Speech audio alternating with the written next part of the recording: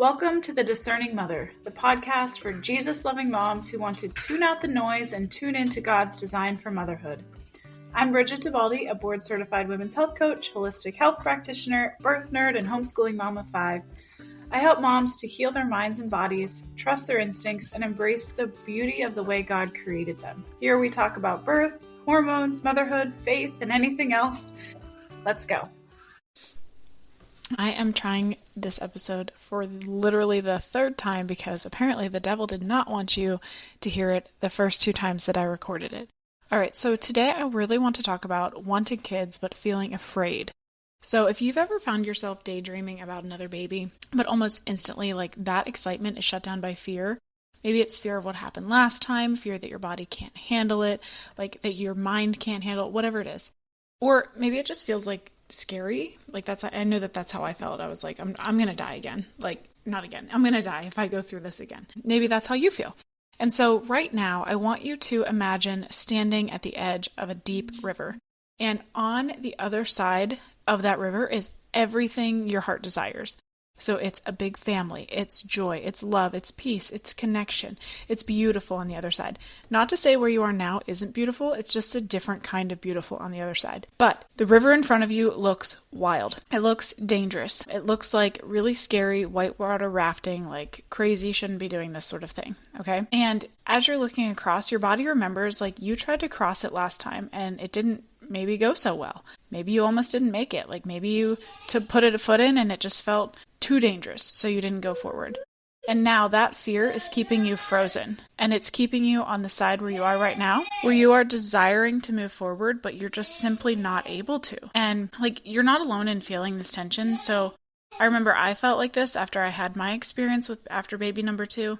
So today I want to have a conversation about wanting more children, but feeling afraid. And how do you walk across that river safely so that you can get to where you're desiring to go? Okay, so right now I want you to listen to the story about, we'll call her Sarah. So Sarah had her first baby in the hospital and it was pretty terrible. She left feeling powerless, scared, like she wasn't listened to, her body failed her, all the things. And around a year later, she started longing for another child, but just the thought made her stomach tighten and squeeze up, her chest got tight, all the things like that. And that was because the hospital, the pain, the unknown of what was going to happen, it all came rushing back. Maybe her baby's going to go to the NICU again. Maybe she's not going to have those first few hours with the baby. It all just came back to her. And so she felt like she was standing in a storm and thinking I can never do this again. But in her heart, she really had that desire for another child.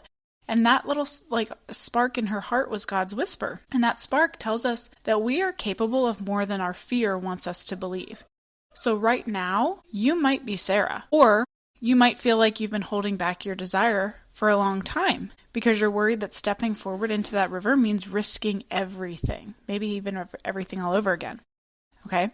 And so that fear after trauma is not any sort of flaw in you. It's literally your body trying to protect you. So if you've been here around for a while, you know I'm all about the nervous system. So I want you to think of what you're feeling like an alarm system that is continuing to go off. Again, alarms are really helpful. They're really good. They make sure that we stay safe, right? But it can be pretty annoying when the fire alarm in this, think of it like this, doesn't stop going off. It just keeps going and going and going, right? That can be pretty frustrating to navigate, especially if you're where are the batteries? Why is it still going off? I just changed the batteries. You're doing all the things, right?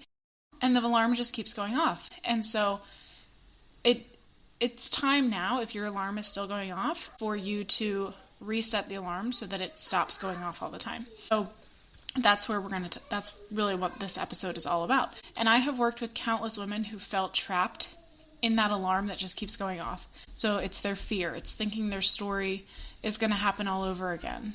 That they're going to, if they give birth again, then that means that everything that already happened is going to happen again, right? And so fear can be really loud. And the reason for that is because the enemy wants to paralyze you. He wants to keep you in the storm and on this side of the river that says going over there is too hard. It's too scary. It's too much. If you do that, you're going to bad things will happen.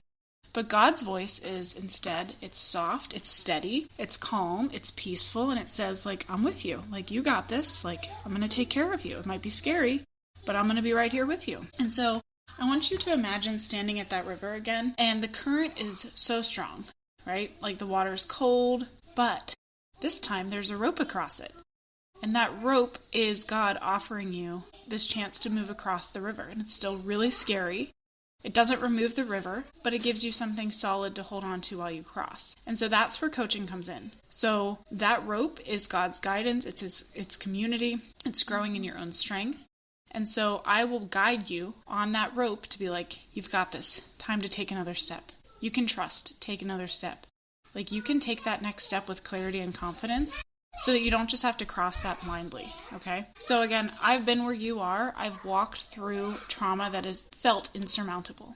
And I've also found peace and clarity and the courage to step forward. And it doesn't matter if you're planning on having more children or not. Like you need to do this right now because right now you're stuck in the middle of a storm. And that river looks too wild and too scary. But that little tiny voice in your heart, like that's God.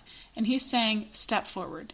Like, just take a step, and I will make the path underneath of your foot. So that river doesn't have to be an enemy.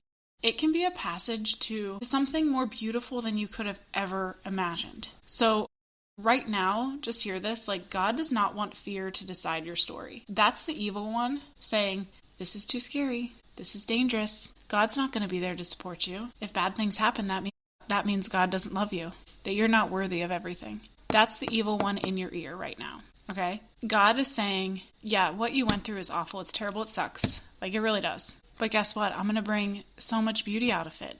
And it might not make sense right now, but I promise it will make sense. You just have to trust me. And so right now, like, I want to help you find and listen to and discern God's voice over the enemy's voice. So if you are like, yes, this is great, this is what I need, then right now I want you to join the Dwelling Place. It's a community for women who are all walking similar paths where you can find support, encouragement, peace. If you're like, I need even more than that, then I want you to apply for one-on-one coaching. And that's where I'll walk you through trauma release, calming your nervous system, so that you can really make decisions around pregnancy, birth, and motherhood in general from a place of clarity and confidence instead of fear. So if this episode resonated with you, I really encourage you to share it, to pass it on to somebody else who might be feeling like this. Because again, if you're feeling like this, there are a million other people who are feeling like this. So don't just keep it to yourself. Ask for help, share the support, send me a message on Instagram, let me know how you're feeling. Thanks for listening, and I'll see you next time.